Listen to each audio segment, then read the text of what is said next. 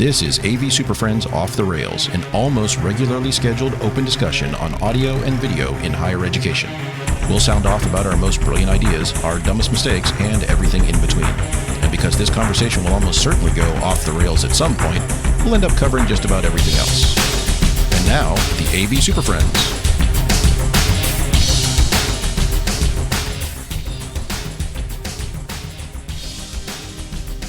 For March 21st, 2025, it's the best-sounding podcast in higher ed. This is the AV SuperFriends Off the Rails, episode number 106. And now proud to announce we are now fully powered by AI, probably. Completely. 100%. We're not even AI. Here. We have completely rendered. Yeah. We've submitted this to the image and video generation. These are all fake avatars of us. The level of GPU that's being used right now to bring this to you is outstanding. Is all of it. Yeah. We're using all of it. Let's see. Where'd we go here? I scrolled my page. Broadcasting live from coast to coast and everywhere in between, transmitting across time zones faster than crappy hotel Wi-Fi. And from the back of the rack to the front of the house, I'm Chris Dector, and you're tuned in for another Friday afternoon podcast adventure. Why does this keep scrolling? You sure about that? I don't know. The whole thing sure moved. As I figured it should be. Yeah. Sorry about that. It's a house of cards here. My clip program crashed too right as we started too. That was fun. Perfect. Yeah. It's a win-win. All righty. Well, good start. Screw all this. That's what it takes to bring you an AI-generated thing. It's not quite ready for prime time, as you can see. We'll get there. But anyway, so let's say hello to today's panel of AV SuperFriends. Hey. With this one. Today I'm joined by a visual communications transformation officer from Kansas City. Say hello to Jamie Reinhardt. You can only see, you cannot hear. We're gonna rename him the mute button operator. That's because I'm trying to do visual communication and not audio. He's trying. Jamie is actually doing live production stuff in the background on the fly. Not very successfully. Yeah. Also joined by an interactive infrastructure experience designer from Corvallis, Oregon. Say hello to Mark Kolozinski. Wait till you feel what these structural beams are going to do for you. It is amazing. Are you an interactive designer, or do you design interactive infrastructure? Just interactive infrastructure. Okay. Also joined by a spatial intelligence content orchestrator from Greensboro, North Carolina. Say hello to Larry Darling. I think these are the longest job titles we've ever had on the show. Oh, hold on to your butts here for the next one. Just wait, yes. There's one more. And we're joined by our Vice President for Spatial Experience Monetization from Bowling Green, Kentucky, Mr. Justin Rexing. Space is cool. Talk about price per square foot here, dude. That's what we're getting into. You actually created something real again. I think that's 2 weeks in a row that's an actual real thing. These are all real. I'm pretty sure all of these are sort of close. So, yeah. How much does it cost for virtual space right now, Justin? Give me an update on the market. What are we talking about? Per pixel. Price per pixel. It's high dollar because it just got tariffed. No, it's in Bitcoin, though. Not in dollars. Yeah, don't price it in dollars. I don't care about that. I want how many sats per pixel? How many sats per cubic inch of air? 7 sats per pixel. It's pretty cheap then. All right, cool. We're in. Let's go. Sats? I don't even know what a sat like. It's a Satoshi. All right. Well, anyway, on today's show, we're going to discuss getting a seat at the table in large capital projects and also AV as the metaphorical canary in the coal mine for network issues. But first, not the news, some housekeeping. So if you're listening to this as a recorded MP3, we do stream live on Fridays at about 3:30 Eastern, 12:30 Pacific, or whenever we all get our act together. You can join us live on Twitter, LinkedIn, YouTube, and Blue Sky when they eventually support streaming, which they still don't, oddly enough. If you can't join us live, we still want you to connect with us on the social. So follow us on Twitter, LinkedIn, YouTube, and Blue Sky and all that fun stuff. Please don't forget to spread the word. Share this podcast with your friends, colleagues, enemies, perfect strangers, anyone who might enjoy it. If you could tackle people while you're waiting in line at where we are at the grocery store, tackle them, push all their stuff off the self-checkout, and start telling them about AV SuperFriends. That would be fantastic. If you ever see somebody's phone just on and left there, take it and just subscribe. Just go to the podcast app, subscribe for us. We appreciate it. Next time you go out to dinner with a bunch of friends and everyone puts their phones down on the tables, take those phones and subscribe them to AV SuperFriends. Many times. If you want to support the show, please consider donating. Your contributions help us to keep bringing you the honest content you love or love to hate. And you can find the donation links in the show notes or all over the website. And we do want to hear from you, so if there's a topic you'd like us to cover, or if you want to yell at us about something we said previously, please send us an email or comment on social media. You can hit us up, mailbag at AV SuperFriends, sorry about that, or Twitter, LinkedIn, YouTube, Blue Sky, etc. And to that end, we got a nice email from a listener the other day. most of which are just sales We did? pitches and odd. We did. We get all We sorts get a lot of emails. stuff that comes in the mail, but every once in a while a gem comes through, and this one was. And nice. this one was Yeah. following up on a conversation we had 3 episodes ago Whenever about it PTP was. and clocking and timing and all that fun stuff. Mhm. And this one came in. I did not confirm if we can name this person or not. So this was from Chuck, who wrote in and said, in the last episode, someone mentioned they're looking for a good PTP resource. Yeah. Here's a link to a masterclass series on YouTube. So this is free. Link is in the show notes right below. So It is scroll good. down right now and you can watch it. Open in a separate window. So this is it is a series of videos strictly on PTP, coming from some super network nerds, but it's good stuff to know because It is good. if you're not dealing with it yet, you will be soon, and most likely your network engineers are not up to speed on this. So do some studying. It is capable of being watched and listened to at 2x speed. The delivery of these is Ew, actually that's really gross. good. Don't do It's that. actually really good. It's laid out really well. So that first one, check it out. It'll give you. It's a nice primer. Let's put it that way. It's a good primer for the overview of PTP. or primer, depending on which part of the country you're from. Primer.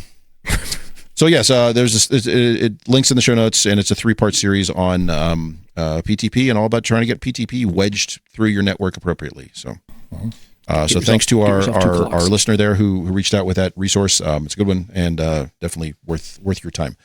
Stop what you're doing for the next 3 hours. We'll wait. You'll be better off. All right. Well, let's see. Let me move this back over to this window so I can see what's going on. And let's go on to the news. So, because you've been waiting for it all week, and everyone loves to hear Justin sing along. Here it goes. Yeah. So this isn't so much a news story as much as it's just a simple product press release. But sometimes, like, fiction meets reality. It does. So Stranger than fiction. we have been running, let's just call them the fake product commercials for the last couple of years by a made-up company called Independent Amalgamated. And you Wait, can what? Hold head the right over to- phone. You can head right over to independentamalgamated.com and you can see they've all the never fine paid products. us. I have not received any money. No spatial monetization or anything. That's up to you to monetize that space. Yes. I haven't. So been able to this do comes that. from the folks at Comprehensive, who make all sorts of little widgets, tchotchkes, adapters, cables, all sorts of stuff over there. They're announcing their new Transformer cable series. Does it come with the noise? And yes. They have like And the way they phrase this is very similar to stuff that we've used in the past about some of our just straight up nonsense, where it says, Larry, use the other link, actually. Not that one. That link is terrible and gives me cancer. But that link shows all of the bad cables, You get not all of just it. the one. Yeah. What? No, this link? Anyway. Yeah. Sorry. Or put the other one up there too. That link. Equal opportunity. There you go. So the way they describe some of these, basically, it's a cable. It comes with like little adapters on the end, so you can use it in multiple ways and multiple formats and that sort of thing. But the way they describe it is a little interesting. For example, transforms a USB 5G USB-C to USB-C cable, or to USB-C into a USB-C you read to that right. HDMI You read it correct. and back again. Yes. So it's a a thing. It's What? a USB cable that Is it transforms though? It itself. reminds me very much of the balanced to unbalanced and then back again that we had. And then back again. Yeah, the Independent Amalgamated audio bridge and widget. So Justin, I will try reading that again. Does it 'cause I really have failed a at it. transformer? But It you read it transforms. right.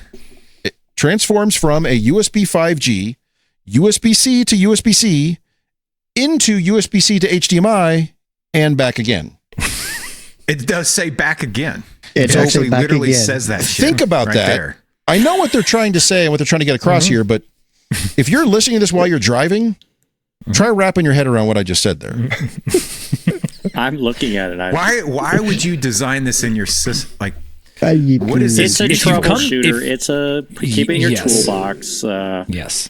Do not make that your signal flow. If you find yourself in need of having to have this in your core system, let's have a But different Mark, conversation. I can reliably extend HDMI.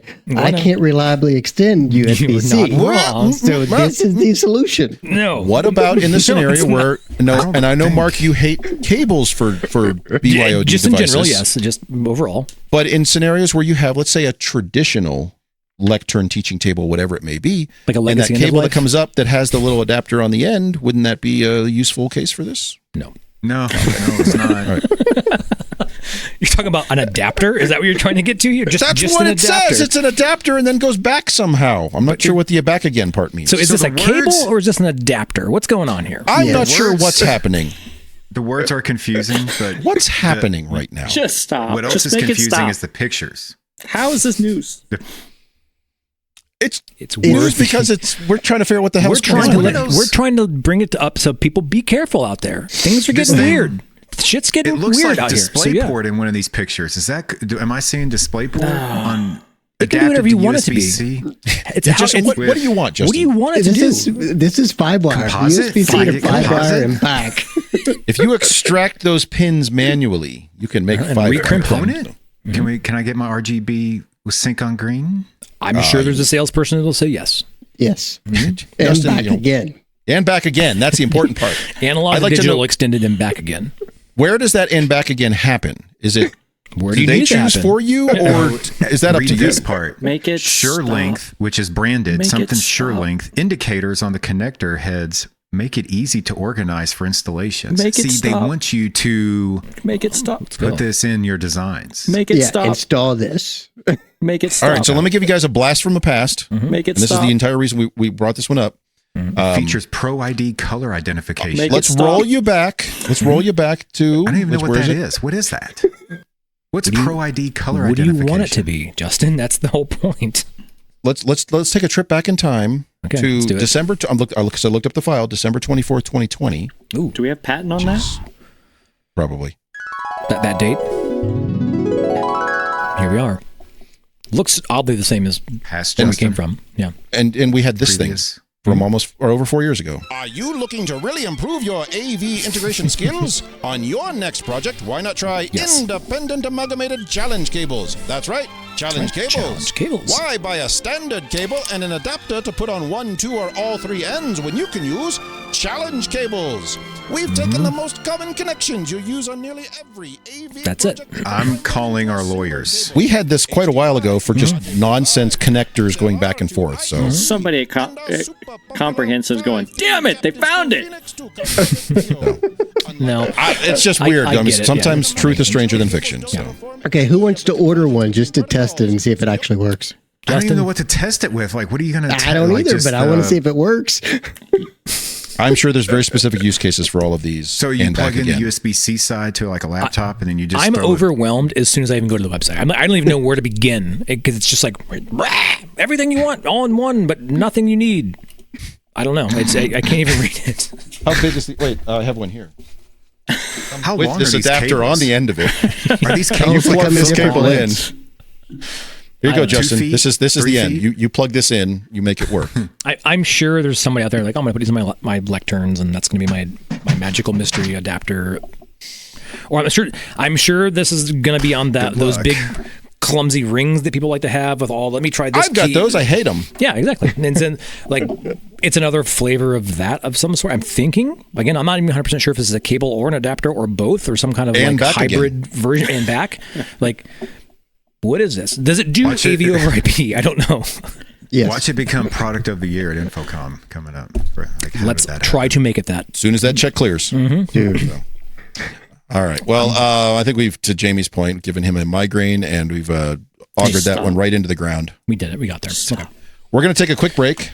Jamie, are you ready for your live production test here? Oh man, no. Hold on to your butts. No, but let's Jamie's been find trying out to what fix. happens. It's been trying to fix one of our elements on the fly. We're going to run this one. We'll come back and we'll talk about getting a seat at the table at large commercial capital projects and all that fun stuff, and trying to get there wrangled early. in there early. Yeah. So Okay.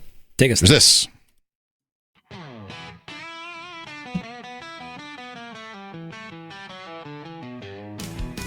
The AV SuperFriends are sponsored by Computer Comforts Incorporated. CCI has been building tech furniture for the education market since 1987. Instructor lecterns, computer lab tables, collaborative tables, and active learning clusters are just a few of the many innovative products made by CCI. Speaking of lecterns, Computer Comforts has just released Evolve. If you're looking to future-proof your classroom, Evolve is the Swiss Army knife of lecterns. Seriously, this flexible lectern does it all. Not only is Evolve sit-to-stand and ADA compliant, it's also packed with tech-friendly features. And the best part, it ships fully assembled and ready for action. Check out the 90-second video to see all the options. Visit computercomforts.com/evolve.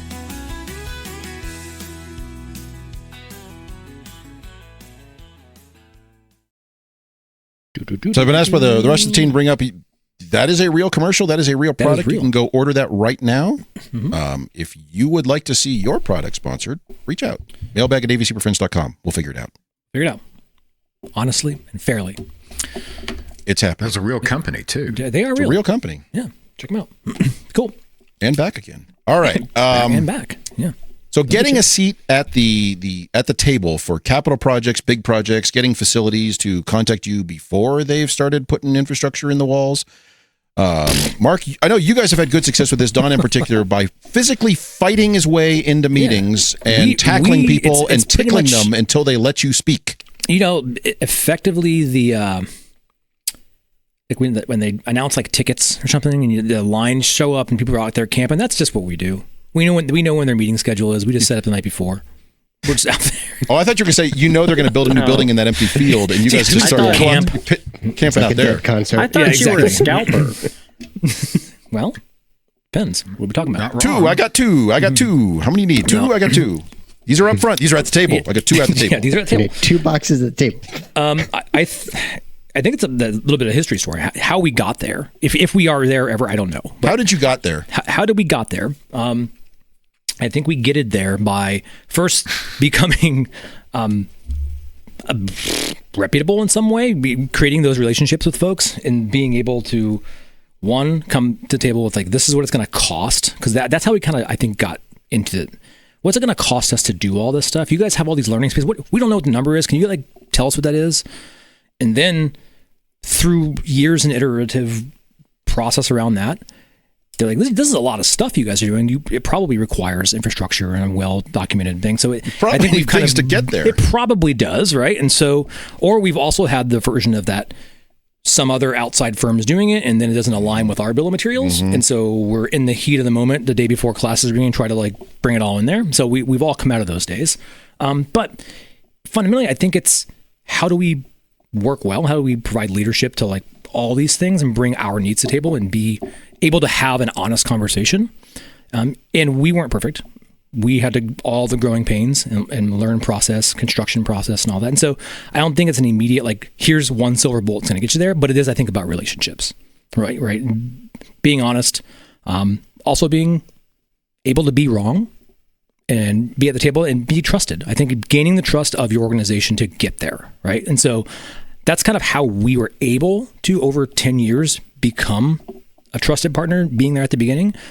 We have since gone way further and have worked with our larger facilities groups and network services groups to put together really strong Division 27. It's always iterative, it's always growing, but we have kind of supporting documents to go along with that, right? So it's been acknowledged that we are a part of the construction process now, and it wasn't always that way. And so I'll kind of pause there and let you all kind of say, well, how has your experience been? Similar. Opposite? Similar? Okay. No, it's similar. One variable that you didn't mention that I think is key is that when you're in these meetings and you're at the table with a design team, the quicker that you can solve the problems and more efficiently solving those problems, the more you're valued. And I think that's where, if you're causing problems or it seems like you're saying no a lot, you're going to get booted from the table. There's no trophies for finding problems. Well, you can find the problem, but if you do, you should have a solution. You need to come to the table. So being acknowledged as a solution provider, right? And I think that definitely goes along. That's because part of my role is basically an inside consultant to WKU.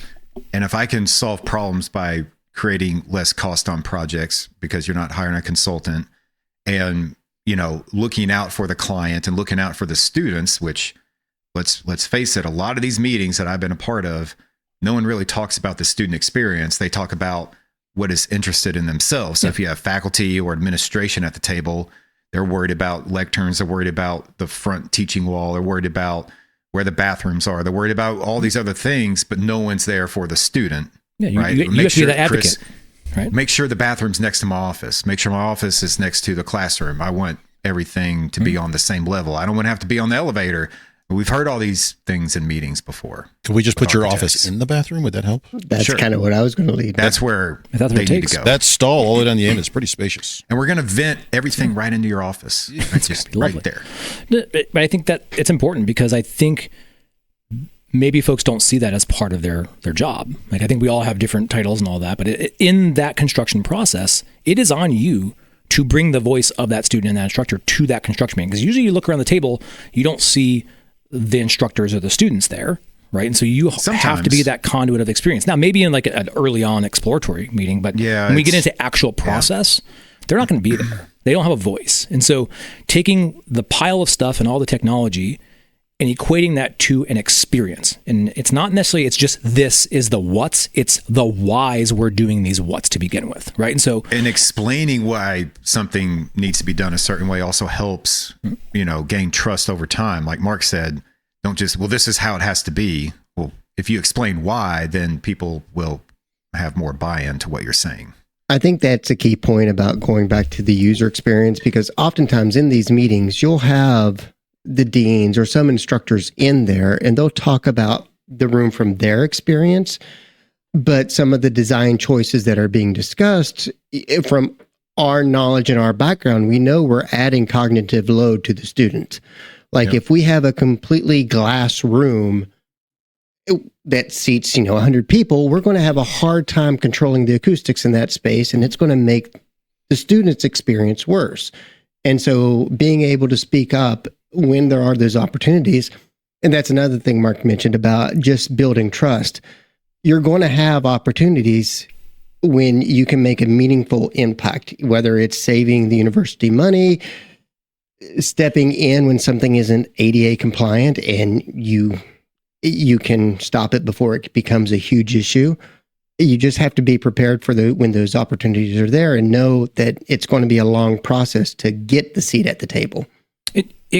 It can be a long process, and it can be ugly at times, right? And so it can also be where you're sitting through meetings and you're not really saying anything for 3 weeks or 4 weeks because they're talking about roof problem, but you have to have a seat at the table because you got to be there.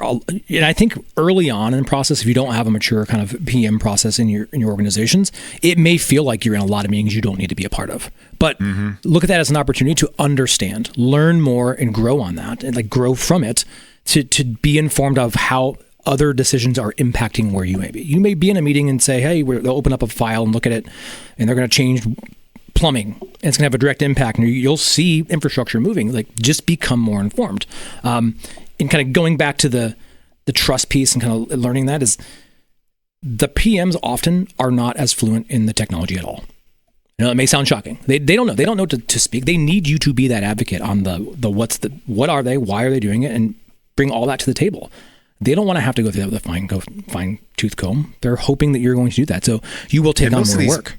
Yeah, most of these meetings aren't about the electronics either. It's about it's never about sizing the room and the systems and the plumbing correctly, so the experience is what you're trying to get when you design the electronics, and that's what people care about. And oftentimes it is, let's face it, consultants, integrators, architects, they're not in the business of telling you can't have it. Right. No. And so some of these, especially in the discovery meetings, those are the ones I really wish I got invited to more, because the discovery is usually some secret back room. We might maybe not meeting that is hard to find. And during those phases, you'll have we're going to have this room and it's got 400 people, and let's do active learning. And a lot of times, whoever the representative for building technology who's there, it is not in their best. Look, they're like, oh, okay, well, we could do that. Well, we can do that too. Yeah. And that's when you get in those flexible rooms that are really difficult to maintain. From your own experiences, even if you don't have an in-house integration, maybe you're just support and somebody else puts it in for you, but you have to support this thing long term. And you can come in and say, look, when you have a room that can rotate and has a screen on every wall and a camera on every wall, it sounds like a great idea, but you guys have never liked it. And usually somebody in that room that's from your institution will say, oh, yeah, okay. You know what? That makes a lot of sense. And now you've actually saved money. You've become so you haven't said no, but you've also reminded them why they hate it. Hey, you remember when we had this in Business School 101? Yeah, that sucked. Yeah. Do we want to do that again? Right. But really, we found it really difficult to get that initial invite. It was always, substantially complete. Why don't you come in and put in the AV? Whoa, hold on. Time out. What do you mean? And we start getting invited earlier and earlier. Sometimes you don't get invited and you have to be mean, but not all organizations are going to be mature enough to even be able to do that. Right. And so maybe you're not going to have the bandwidth to go and be a part of every meeting, but it's something that we should all stretch and kind of become more involved. And if you definitely reach out to your capital projects team and try to find out what the upcoming schedules are. If nothing else, just introduce yourself. Say, I'm doing this. I'm trying to make sure that our needs are being met, and just start there if you don't have an active rapport at this point. Yeah, and I've lucked out that I am in the construction meetings and the planning meetings and those. The part of the process I wish I was more involved in, and probably the same meetings Jamie's talking about, is when you meet with the instructors and develop the narratives about what the rooms are going to be used for. Because I get that programming meeting, but even before that, like just finding out what their vision for the department is, for the college is, like to get to that level to find out. Those are the meetings I'm still trying to figure out when those happen and how I can get involved in those. Usually, yeah. So correct, Larry. Usually when you walk into a building and you look around, you're like, how the hell did that happen? That usually started in programming. And that's where you can catch those stupid mistakes, right? And oftentimes early on, you're going to show up in a room and somebody's going to pretend that they already have your job. Yeah. They've already been paid as part of the project, and they are here. They're the integrator, they're the consultant, all that stuff, and they're already part of that package. And let it be. That's fine. You're not going to solve that contract problem in this immediate piece, right? It's not going to happen. You're not going to change the signing of whatever that contract was, but you can begin, right? And let there be healthy conflict. That's okay. Like do the whole thing, but understand that outside agencies looking for a different thing. They're profit motivated. It's a different animal. State-run schools, things that our reasoning for being there is not necessarily profit motivated, right? And technically our jobs are not just to like buy stuff and put things in. We're there for that experience and the support of that experience. It's a different version and a different kind of glass to be viewing this through. And that's where you're the advocate. It's not about just buying and putting things in. It's how do we do it sustainably and in a responsible way, the kind of ITSM standard. Don't do something once you're not willing to do a million times, making sure our best interest is carried as part of the project for this one and hopefully the next one. And we can get better and better and better at it. And realize most of the time, the design team does not think about ongoing support. And that's true for not only AV, but for all IT systems and facilities, because facilities has the same issues that we do is like, no, we're not going to work on that light 30 feet in the air. That's $10,000. You're not going to import these rare European wacky-do LED lights with like boutique. I got to put my lift on marble. I can't get it up. Not happening. Right. So there's problems. So that there should be some engagement there with those stakeholders in the design process. And if you're not being engaged, then that process is probably broken. Yeah. And it's a process, just like you said, Justin, and it's not perfect at times. But the more you can do for you and your immediate organization to be involved, and don't go it alone. Bring backup and friends when you can. Never go to these meetings alone. Yeah, like because if you say one thing, it's going to get construed. There's no one there to back you up. They could corner you. There's weird things that could happen. Absolutely, bring if you can bring other folks in when you can, because maybe you'll hear something one way and they'll hear it a different way. And being able to provide that in those different perspectives is important, especially as you're doing your needs analysis and you're taking your notes and you're putting that piece together. Having more eyes and ears in that is worth it every time. I'll miss things and other people will miss things as well. And so it's about like doing our best we can to gain that trust, right? So then once we've kind of built that trust, you'll see that your project management, your teams will then become more committed and will build on that, and they'll kind of keep you in mind and bring you in the process earlier and earlier, to the point where you maybe find yourself writing actual construction documents. And I think that's, it just takes a while. And I think it takes a level to like mature through that. And we don't have it perfect. I don't know if anybody has it absolutely perfect, but it's all about relationships. Chris, how wrong are we about So as somebody, you have it all perfect. Well, Let's go. Yeah, it's great. As somebody who started this from zero, at a new institution where there was very, very, very little. Zero is not fair. 1 maybe. There was very little engagement with IT stakeholders on capital projects in particular. They would there would be those initial meetings. Hey, we're going to do a new building. Oh yeah, we want your feedback. Blah blah blah. But a few minutes ago we talked about facilities has the same issues. I was talking with our lead electrician on campus, and he likes to point out where somebody spec'd in the little 3-inch halogen fixtures 25 feet off the ground in sheetrock with no access. That the entire service model is to go take the thing out and try to reach your hand in there. It's ridiculous. So it's not just us. It happens to everybody. But as somebody, I started this process at Wyoming from scratch. There was very little engagement on that. And what engagement was there, I think, was probably half-hearted at best or just straight up ignored. Because I'll be brutally honest, and you guys correct me if it's different in your institutions, but every place I have worked, which is all of them, IT is never considered to be a true stakeholder in a capital project. IT is there to just make the thing go. Get out of here. Go away. It's not your building. You are not responsible for it. You are not even considered we are furniture to be that's brought in of. after the fact. And I would correct. And kind of more to Mark's point, I think we are considered a stakeholder, not to go against what Chris said, but like mirroring what Chris said at the very end when they realize they need something to work. And then we're told that we have to make it work. Yeah, but you're there as the technology janitor. You're not there exactly. Right. So that's not really I'm saying a true stakeholder. They're not they will ask for your as a stakeholder. Correct. They will ask for your input for a building that can be done in 3 years. Oh, thanks, Justin. And then who knows what they do with that? They throw it away, and you never hear from them again. And they call you like, "Hey, we need help." Yeah, this building's opening in 30 days. Can you come install the technology? Anyway, it takes multiple years to kind of build that trust in your campus architect, in your facilities team, in your design team.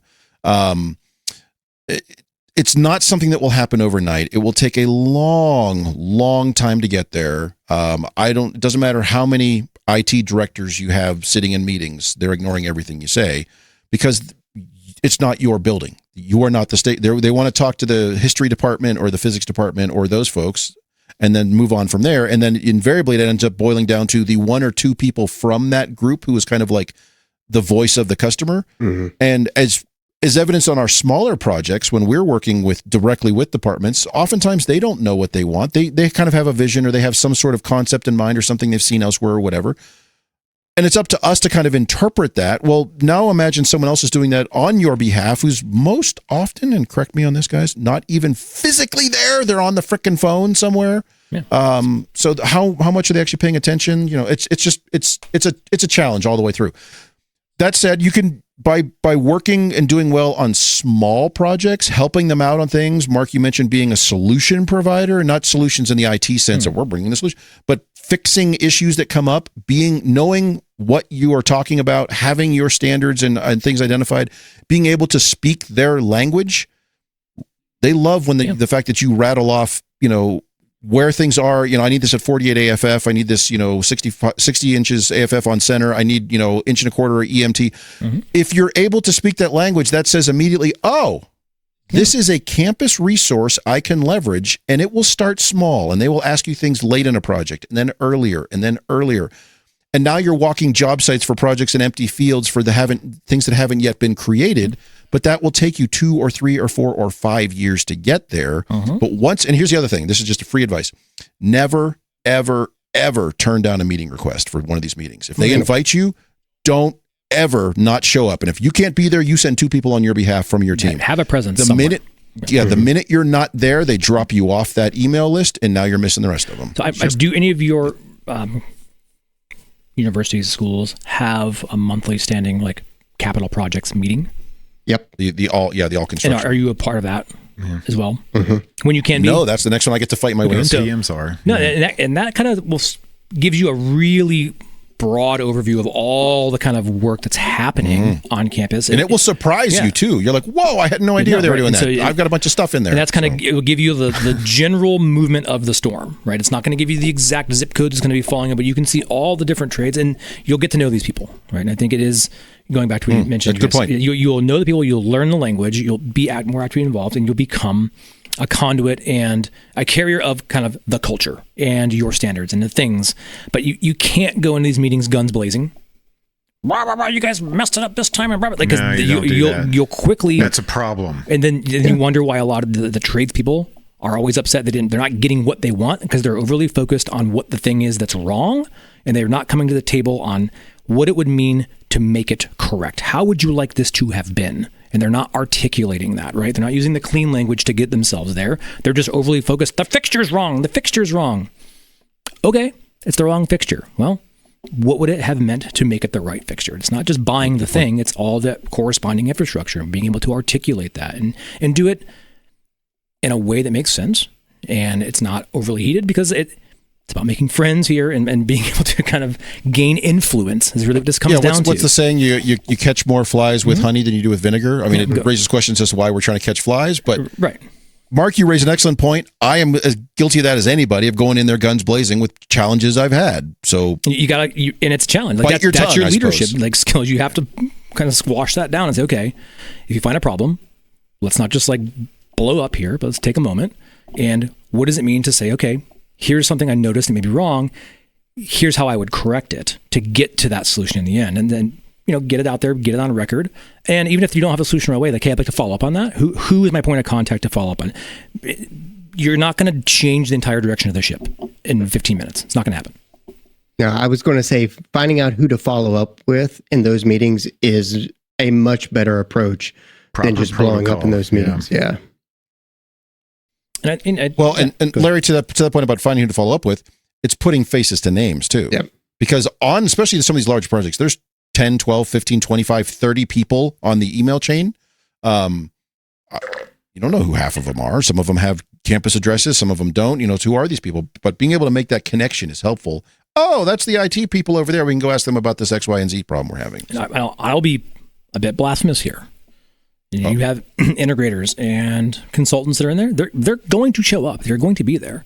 Mm-hmm. Learn to work with them, and because there's going to be a time where you may need them, and inform them of how standards are done. I know this is where it's going to sound weird. You can't be everywhere all at once, and you can't control everything.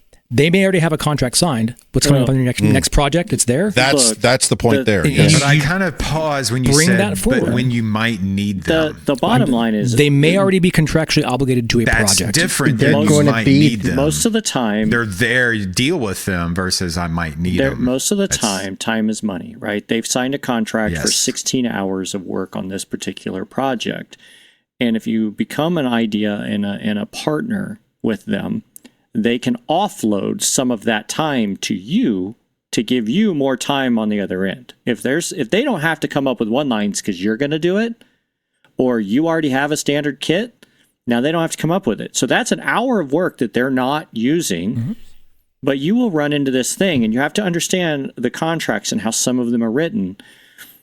You can't just demand a meeting because time is money, and they may have already eaten all of their time. And it's not that they don't want to, it's they're not getting paid. Change order. And so you just kind of have to understand some of how their side works. I have found that most of the time it is a design team. The architects and the consultants, whether it's the MEP or the AV or the technology, and recently the network itself is so ingrained in the everyday operation of everything in that building that, and Mark said it earlier, the Division 27, and that's a whole nother topic on its own. But if you can somehow get yourself into that, and you are on the network also, you also get to help drive where things go because HVAC is on the network, lighting is on the network, right? So there's all these things that we are now even a more stakeholder than we used to be. So get in there. But It is a design team. You'll hear that a lot. The design team made this decision, and sometimes you get a hard-headed person, a hard-headed architect, a hard-headed consultant, and then just cut your losses, right? Move on. Justin has great stories on this, but you've all heard him. But a lot of times, if it's a repetitive, time today. You're still going to support that building. It's a repetitive contract. Awesome dinner. Usually, the consultant's hired on all of the projects. So if you can get a nice relationship they're part of the with contract. them, there you go. Yeah. I mean, I've had follow-up after projects where consultants say, hey, we realized that we had some problems with this. What would this look like if we kind of did it this way or that way? Like, we want to get... If we listen. Yeah, but again, sometimes the ship has already sailed. There's just no way around it, right? And it's already contractually going to happen, and you'll see more of that early on as you're kind of gaining and building these muscles and going through. But we've had a lot of firms come back and say, oh, we now know that these are your standard things, and they know what that means. And then they take that, and you'll notice the quality of those initial designs will improve. Like because you've gone out of your way, you've given those standards, you articulated it. And I'll be honest, like the Division 27 is always a work in progress. I don't have every little nut, bolt, path, everything called out exactly as it needs to be. And sometimes there's an interpretation that has to happen, right? And projects are living, breathing things. Like, they're gonna have changes, and it's okay. Allow those changes to happen, learn from them, move forward, make friends, and be better off. Yeah, and I think one of the key parts here, sometimes it's just the fact, oh, we didn't know you existed. Mm-hmm. Yeah. That is a very fair point, Jamie. We didn't know you existed. You have an internal team? What? And so, Or they'll be handed one of your standards documents from 7 or 8 years ago. They're like, yeah, we have your standards just right here. Yeah, you'll find just a them list still of floating out there. It just with lists the equipment. NPS 100 on it? Yeah, it's just equipment. You're like, what? Yeah. And like, if that's nothing else, take away nothing else from this, it's not about the stuff.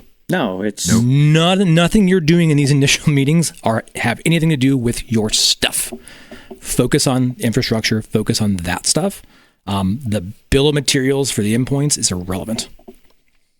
Well, because most likely, especially in At that large point, capital project, it's irrelevant. yeah, early on, you can't specify the thing you're going to install anyway because it's 3 years not out. going to exist yet. Yeah. So, Exactly. And so and we've had folks show up and like, hey, we know your standards this, and then they'll rattle off a bunch of equipment. It's like, yeah, I guess we've used some of that stuff, but that's not speaking to our infrastructure standards. Can we please focus this time today on making sure our infrastructure is right? Because that's the thing we have very limited time to get right.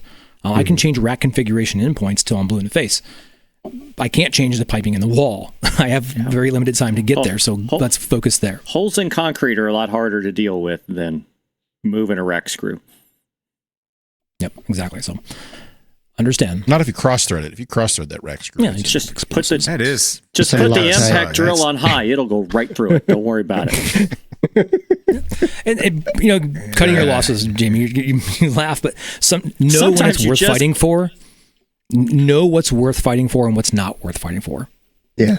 Fix it in post. Sometimes you Yes. have to let it break and let the consultant do its own thing, and then you Yep. don't support the building, and then you- it all falls down. You've do heard not us say lose before, progress right? There's the because "I you're looking told for you so" perfection. principle in some places. Like, I told you that was a dumb idea, It's in this email and documentation. So yeah. I'll come back and help fix it. I will, but I want you to acknowledge that I told you so. And sometimes you just got to get to that point. Yeah, you can't get everything one in thing document someone well. said- Yeah.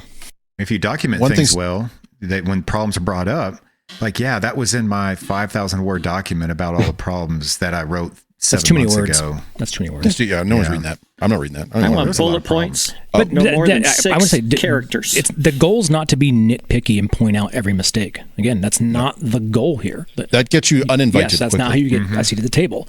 It's, are you providing solutions? Are you providing them timely? Are you providing them cost effective? Are you carrying your standards of support forward into the project? It has to be yes to all those, because that's what your goal is, right? Your goal is not just there to stomp your feet because you're getting the wrong lighting fixture. That's not what you want to be doing. One thing that came up a few minutes ago, and I can't remember who said it, so I'm going to say it was that guy. Larry, Jamie, it was Ringo. It was Chuck. Chuck did it. That you need to get friendly with the consultants, with the integrators, with you, because the universities, once they hire an architect hires a consultant, and then there's a bid process for integrators, and they usually don't involve you, which is always fun, because it's not really run by them. But universities find their favorite architects. Just like us, if they have a outside contractor, in their case an architect, that they liked working with, they will hire them again and go back to them time and time again for future projects. Those same architects have consulting firms that they like working with and go back to time and time again. So the more you get to know these people, or at least maintain some level of, friendly rapport with, and they get to recognize you as a potential resource, that will only build positive experiences on future large capital projects. I've been included in more of these meetings because of the consultant or the architect that I have because of our campus where's that Jamie leadership. guy? Why isn't he on this call? I'm sending an email real quick. Exactly. I'll all of a sudden be like, hey, I got this thing coming up. Were you invited? Nope, you are now. And so I think that relationship... And don't skip those meetings. Comes back. But it's that economy of scale, though, too. And this is what I said, Justin, you said needing them in kind of that whole piece, and then you kind of brought it up. It may not be everybody's job here to provide 400 hours of CAD work for that project, right? It may not be your actual job to do that. And it'd be nice to know that the consultant who's been brought in with their design team, and that's what they're being paid for, that are doing it in a way that meets your standard. And let them scale. That's their pay. And there's going to be times when you need that work to be done, and it's going to be nice to know that they have your best interest in mind as they're doing it. Pretty sure Justin's doing CAD He's doing right now. He's doing 700 hours of CAD. He's always doing CAD. I'm actually literally trying to finish this shit. I know. That's all you're doing. That's your job. And so it just amused me. Mark's talking about CAD. He's looking slightly off camera. No, it's planning the infrastructure for all of IT for every capital construction project. And you're a visual person, so you plan it visually in CAD. I get that. It's CAD. My job is not my tool. Right. Your job is you are the vice president for spatial experience monetization. Yes. Which means CAD. Pretty close Satoshis to per pixel to get it right. That's the success moving forward. Yeah. How many cubic pixels per square inch? What? But this process I value, because if I can get buy-in to what this document is with the people actually doing the work on site, everybody gets what they want in IT. Right. And that's kind of critical to get all this correct. And so your organization even that had recognized you as bringing that value to the table, so they call on you to do that. I was going to say, but even that internally, within just the IT organization there at WKU, that took you several years to build that buy-in from just your internal team. Yeah, because we would do it in AV and everybody else would do their separate documents, and the contractor's like, why are we getting 4 or 5 documents from IT with access points here and speakers here? Why can't you all just give us one document? And that's kind of where sometimes those requests come from the outside in. You don't really have to push upward to get things done. Yeah. They just naturally happen. Stand on my shoulders. Don't push up. So it's a process, right? And it can be a bumpy road, but enjoy it, learn. And it's never perfect. Meet people. No, it's not going to be. It will never be perfect. And that's okay. Don't need it to be perfect. I know that sounds hard. Just it's part of your job to roll with the punches, be flexible, and honestly, sometimes a mistake leads to an opportunity to think about something differently, right? And you may find a new solution or a different way to think about something, or you may be exposed to a new product line you've never seen before, and wow, this thing does that. So be open-minded. Unless they've got one if you're 10-year-old docs and they're just specking stuff off. Yeah, it's not about that stuff. Yeah. Then give them a raft of unless it has a cable with a bunch of adapters and back again. Yes, or a 21:9 screen. I'll tell you, just buy the Bridgema widget, you're good to go. That's right. I can run that one too. That's right. Weird cables. Are we talking about those again? Nope. We'll go back to that. Yeah. The adapter cables. All right. Well, we're going to take a quick break, come back, talk about AV acting as the canary in the coal mine, by which we mean the first indicator of potential issues on the network, even before the networking team might know about it. Ooh, that sounds dangerous. I thought we were talking about suffocating birds. Jamie has a different podcast for that, so you'll want to go listen to Canary in the Jamie's coal mine. bird whacking. All right, we'll be right back. Get ready to plug in and rock out at Widget Fest, the ultimate celebration of audiovisual innovation. For 3 electrifying days, the biggest names in commercial presentation electronics take the stage and showcase the latest and greatest in adapters and widgets. Widget Fest! Experience cutting-edge tech, hands-on demos, and exclusive product launches all in one place. Connect with fellow enthusiasts. Enjoy great food and be part of the future of AV technology. Widget Fest tickets are selling fast, so don't miss out. Widget Fest, the ultimate celebration of adapters and widgets, coming soon to a venue near you. Widget Fest. Widget Fest.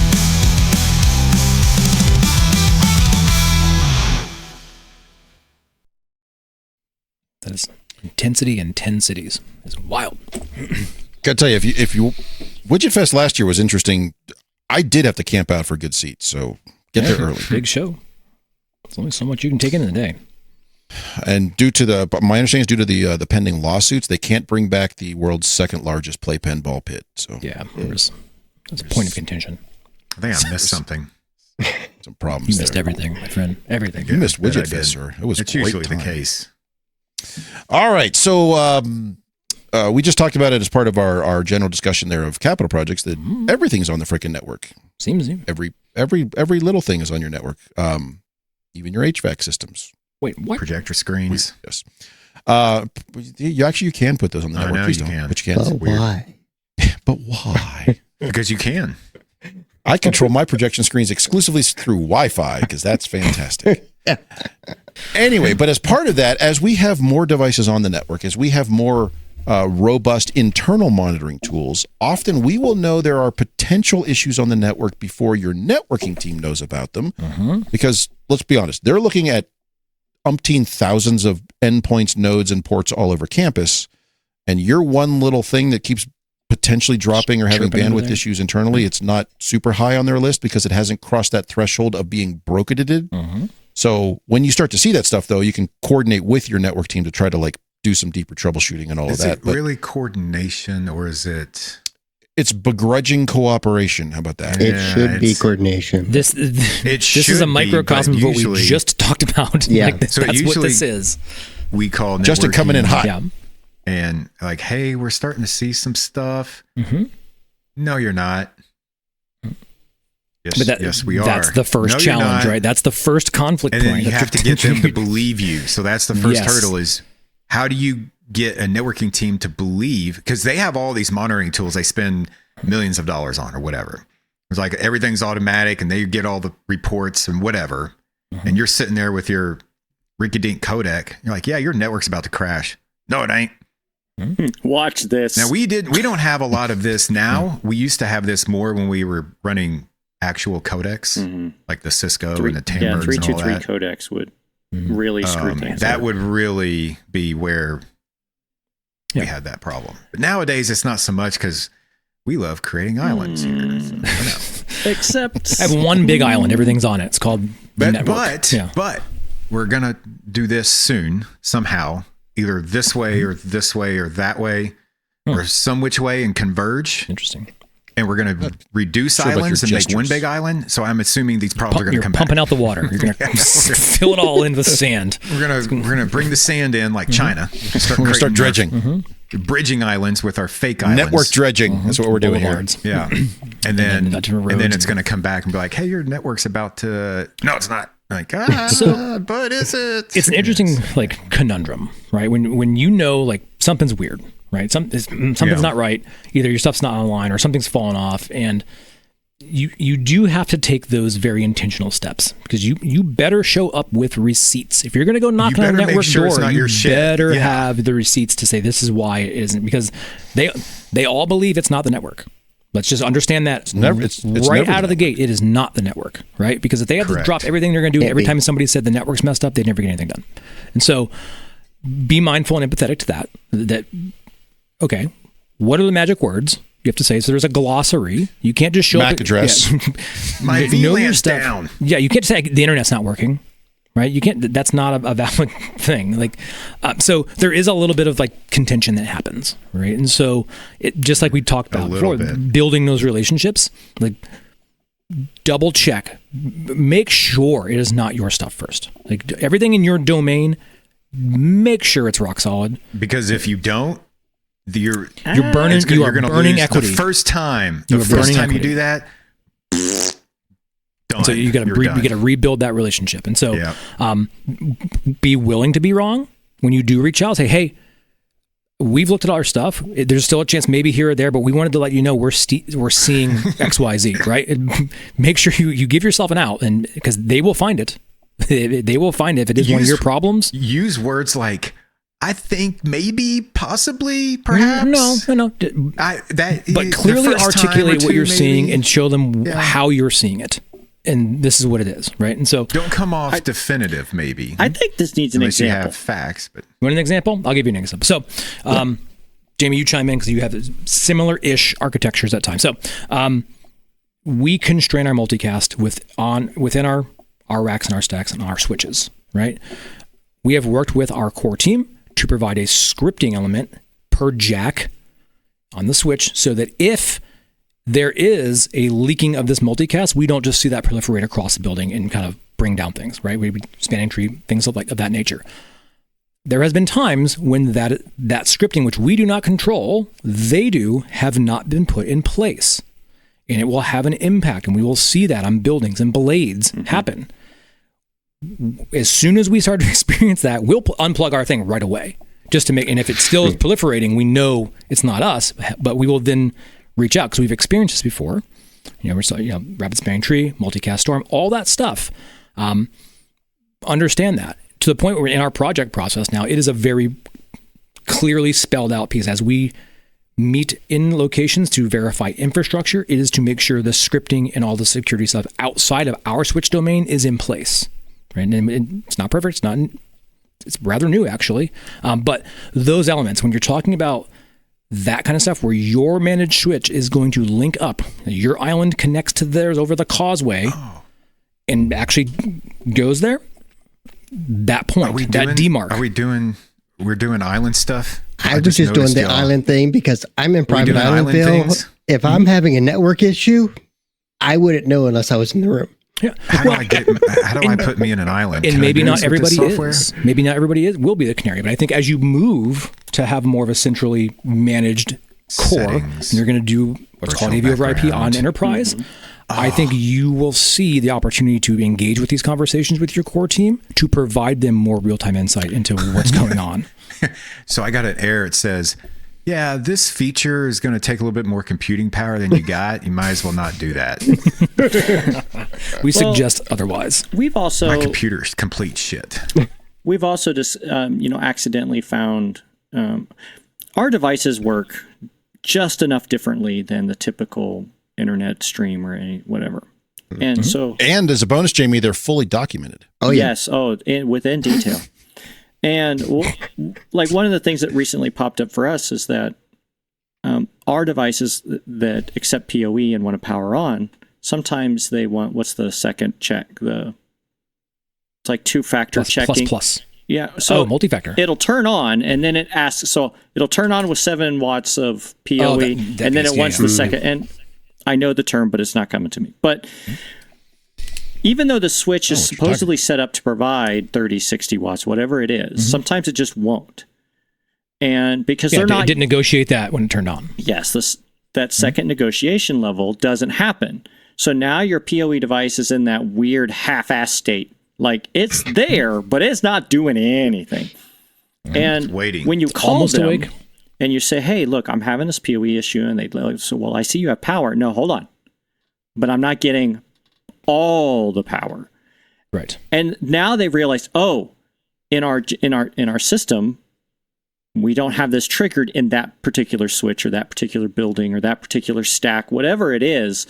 And it's something they just overlooked because up until that point, nobody ever needed more than 7.5 watts. Now they do. And it also, sometimes they even come back to like, oh, well, that's going to help us because we're about to redo the VoIP phones in there and they all require 15 or 20 or whatever it is. And this is just that symptom of the canary in the coal mine. Like, is there an issue here? I'm pretty sure that it's not me, but is it?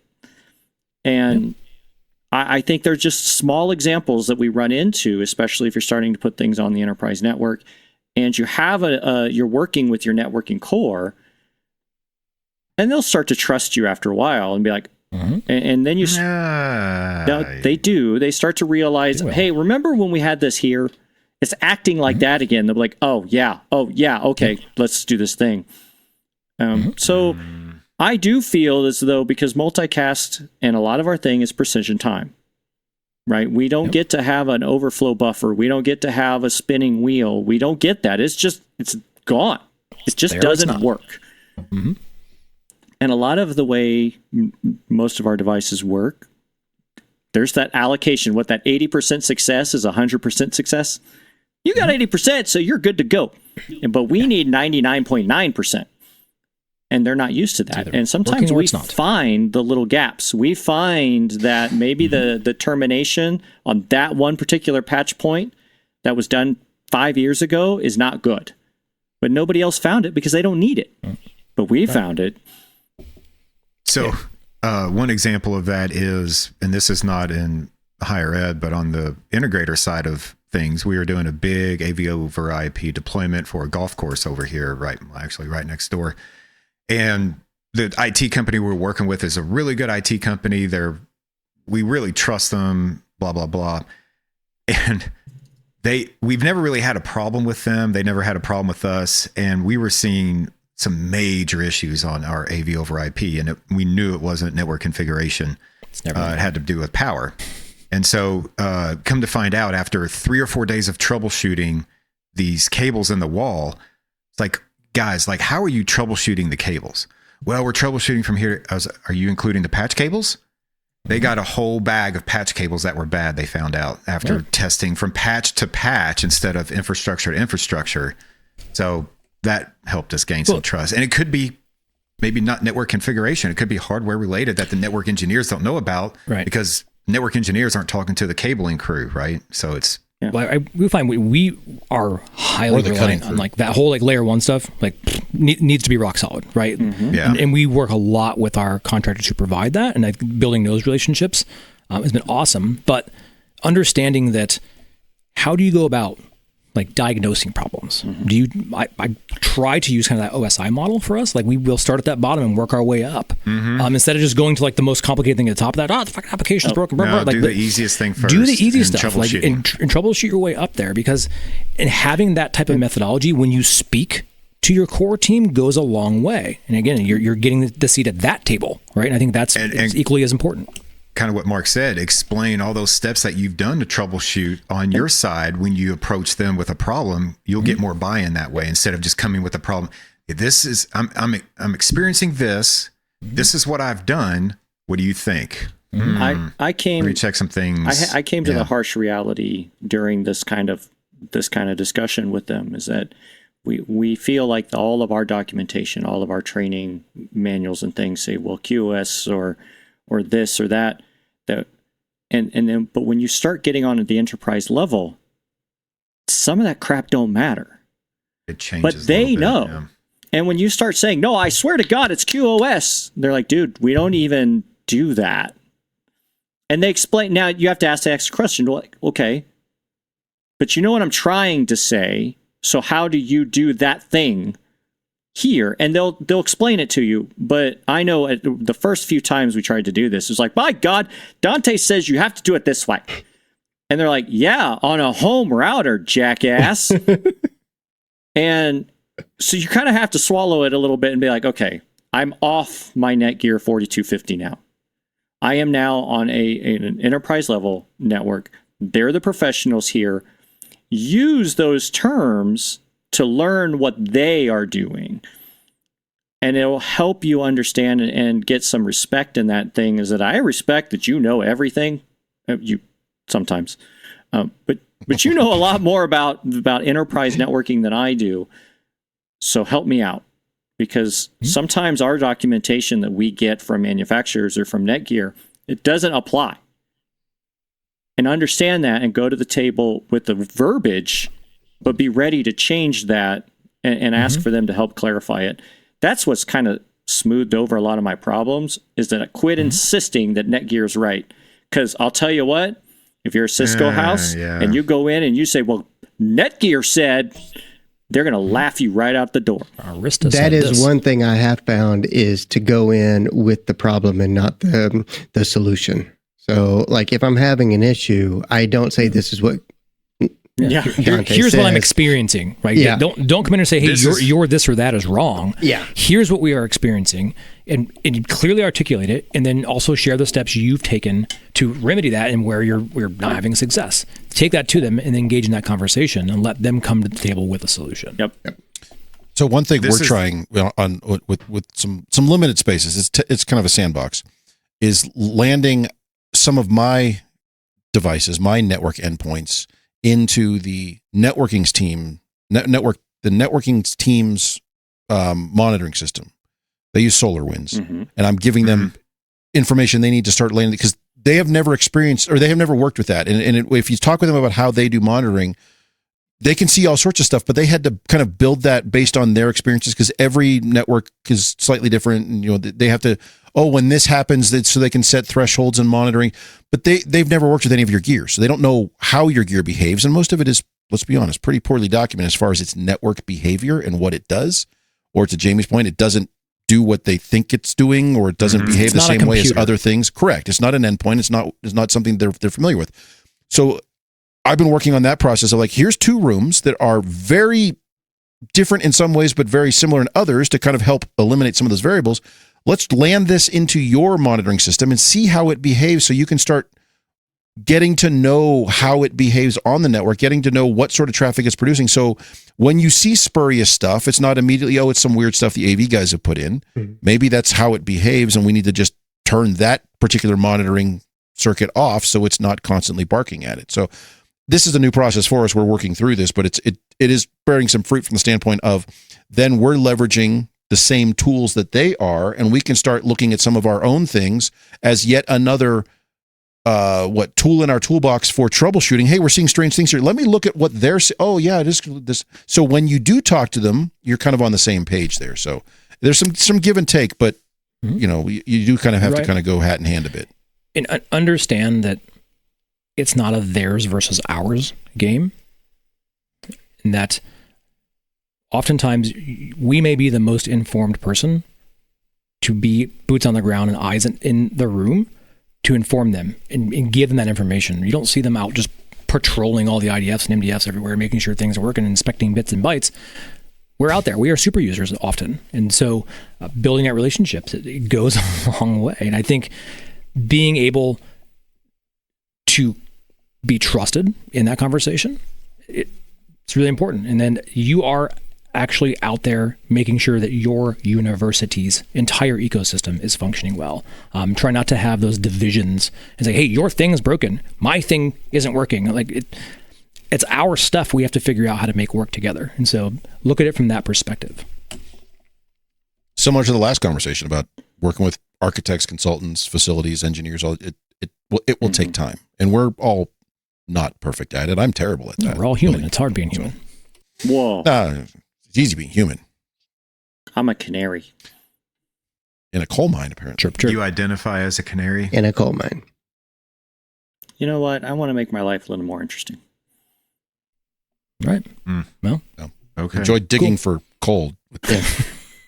I don't have to dig. I just got to sit there and try to breathe. You just sit there in a cage and see if you die. just trying to breathe. That's all I'm trying to do. Coal.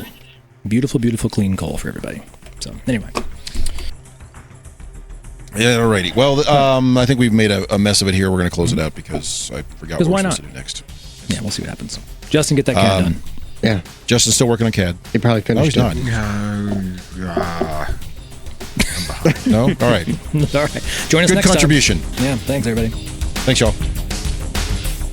Well, we've managed to ruin yet another episode of AV SuperFriends Off the Rails. You can contact us with questions, topic ideas, or general complaints at mailbag@avsuperfriends.com. If you complain loud enough, we might just invite you on the show. Nice work, everyone.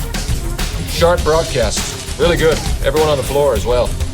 Really a lot of hustle. I liked it.